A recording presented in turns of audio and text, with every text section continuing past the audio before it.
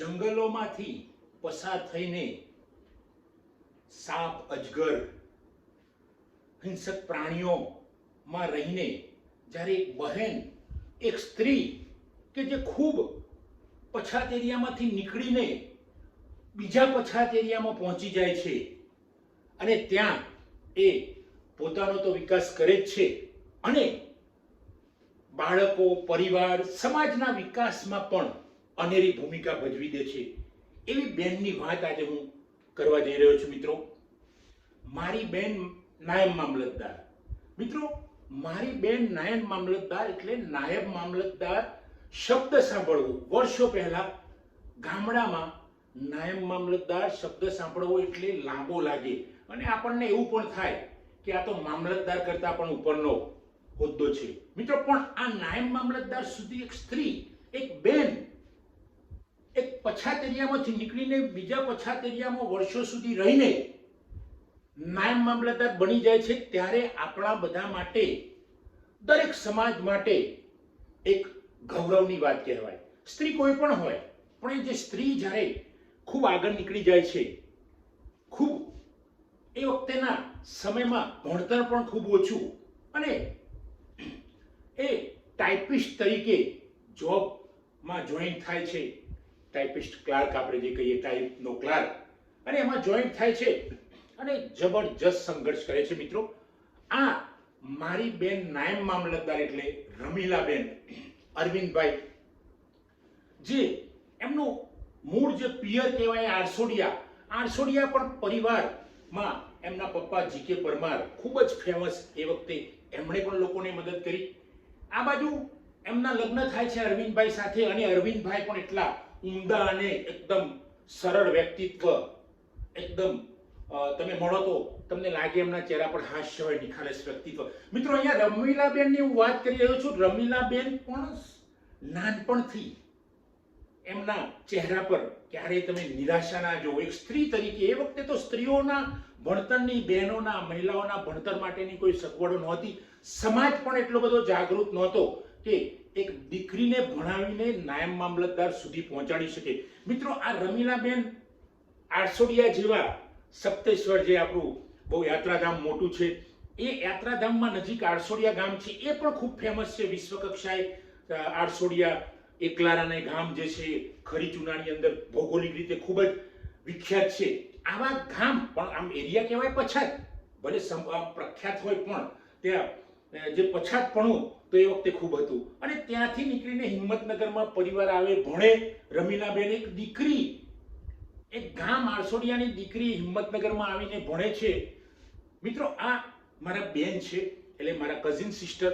હું મારાથી તો ખાસા મોટા મારા બેન, પણ રમીલાબેન જ્યારે હું નાનો હતો અને એ જ્યારે વિદ્યાર્થીની હતા એ વખતે એમનો સ્વભાવ જે હતો, એ સ્વભાવ એ નાયબ મામલતદાર બન્યા પછી એનો એ જ રહ્યો. કદાચ એના કરતા પણ એ વધુ નમ્ર થયા, વધુ ઉદાર, ઉમદા, સદાય લોકોને મદદ કરવા માટે દોડે. મારો પોતાનો અનુભવ છે, અમારા કેટલાય મિત્રો, સમાજના લોકોનો અનુભવ છે કે રમીલાબેન જ્યારે ગાંધીનગરમાં નાયબ મામલતદાર હતા ત્યારે કોઈ વ્યક્તિ જાય, કોઈ પણ વ્યક્તિ, અને એમના જે સત્તામાં કામ આવતું હોય તે ઊભા થઈ જાય, ઊભા થઈને દોડીને જાતે કામ કરતા આ સ્ત્રીને હું ગૌરવથી કહું છું કે મારી બેન નાયબ મામલતદાર. મિત્રો, આ નાયબ મામલતદાર એમને એમ બનાતું નથી. છેક અહીંયાથી આરસોડિયા, હિંમતનગર ક્રોસ કરીને એ વખતે અમદાવાદ જવું એ અમેરિકા જવા જેવું લાગે. અને એવા સમયે રમીલાબેન ડાંગ આહવામાં નોકરીએ જાય છે. શરૂઆત ટાઈપિસ્ટ ક્લાર્ક તરીકે. ડાંગ એટલે જંગલ એરિયા. ડાંગ નામ જ કદાચ એના પરથી પડ્યું છે, આપણને ખબર છે. મિત્રો, ત્યાં આગળ હિંસક પ્રાણીઓ, અહિંસક પ્રાણીઓ તો બધા જ જાતના પ્રાણીઓ હોય, પણ ત્યાં હિંસક પ્રાણીની વધારે બીક. ઘરમાં મને ખબર છે કે મેં પ્રત્યક્ષ જોયેલું છે કે રમીલાબેનના ઘરમાં પણ ત્યાં ક્વાર્ટર હોય કે ઘર જે મકાન હોય એમાં સાપ લબડતો હોય, ક્યારે પડશે નક્કી નહીં. અને એવામાં બે બાળકો લઈને એમના પતિ સાથે ત્યાં નોકરી કરવી, મિત્રો, ખૂબ જ એ વખતે તો અશક્ય લાગતું હતું. અમને પણ એમને જોતા ત્યારે અમને એવું લાગતું કે આ બેન કેવી રીતે રહેતા હશે ત્યાં. અહીંયા રહેવું પણ મુશ્કેલ હતું. અને એ ડાંગ જિલ્લામાં એ વખતેનો જિલ્લો આપણે જોઈએ તો પ્રકૃતિ જબરજસ્ત, પણ પ્રકૃતિમાં ફાવે કેવી રીતે? પ્રકૃતિ તો એકદમ ડરામણી લાગે, ખૂબ ઓછા માણસો, ખૂબ ઓછી પબ્લિક, એવામાં જબરજસ્ત મહેનત કર્યા, જબરજસ્ત મજબૂત બનાવી બેને. એ વખતેની બહેનો માટે તો એ જબરજસ્ત મોટું ઉદાહરણ હતા રમીલાબેન. પણ આજની દીકરીઓ માટે પણ મારી બેન નાયબ મામલતદાર રમીલાબેન ઉદાહરણરૂપ છે. મિત્રો, આ વિડીયો બનાવવાનું મેં એટલે નક્કી કર્યું કે રમીલાબેન જેવી તો ઘણી બહેનો વિવિધ સમાજમાં, વિવિધ ધર્મમાં છે અને આ બહેનો એ સમાજનો ઉદ્ધાર કરે છે. રમીલાબેન એટલાથી અટકતા નથી નાયબ મામલતદાર બનીને, પણ એમણે મનમાં નક્કી કર્યું, મારે પણ એમની સાથે ઘણીવાર ચર્ચા થયેલી, એમના બંને દીકરાઓને સારી જગ્યાએ નોકરી લગાડ્યા. એમાં બંને પતિ પત્નીનો જબરજસ્ત સંઘર્ષ. મિત્રો, બે જણે નોકરી કરવી અને દીકરાને ભણાવવો, દીકરો સારી જગ્યાએ નોકરી લાગે, બંને દીકરાઓને સારી જગ્યાએ નોકરી લગાડ્યા. મિત્રો, આ વાસ્તવિક ઓફિસમાં તો નાયબ મામલતદાર છે જ, પણ સમાજની અંદર પણ એમની કામગીરી જબરજસ્ત. સેવાભાવી કપલ. રમીલાબેન દોડતા જ હોય ગમે ત્યારે, ગમે ત્યાં જરૂરિયાત રમીલાબેનની ઊભી થાય તો રમીલાબેન દોડીને કામ કરે છે.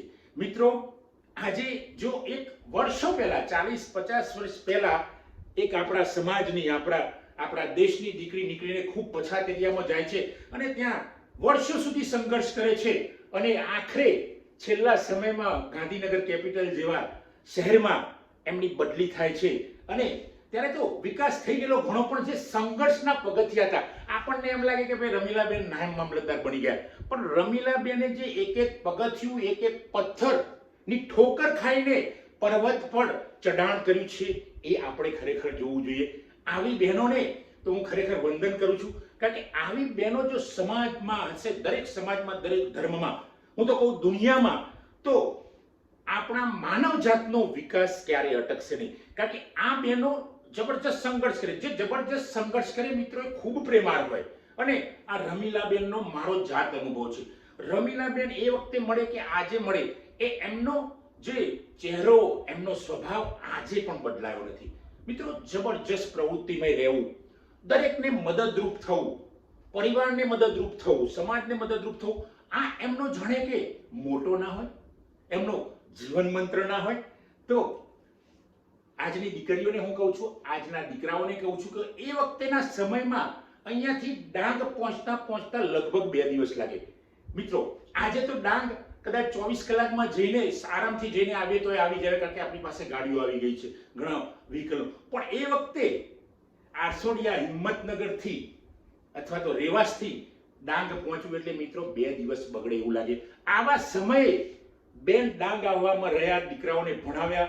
સાપ, છછુંદર, જબરજસ્ત અજગર, હાયના, ચિત્તા પણ દેખાતા હોય, સિંહની પણ એક ડર હોય. આવા સમયે ત્યાં રહેવું અને પોતાનો વિકાસ કરવો, પરિવારનો વિકાસ કરવો અને સમાજના વિકાસમાં મદદ થવું, એવા રમીલાબેન નાયબ મામલતદારને હું ફરીથી વંદન કરું છું.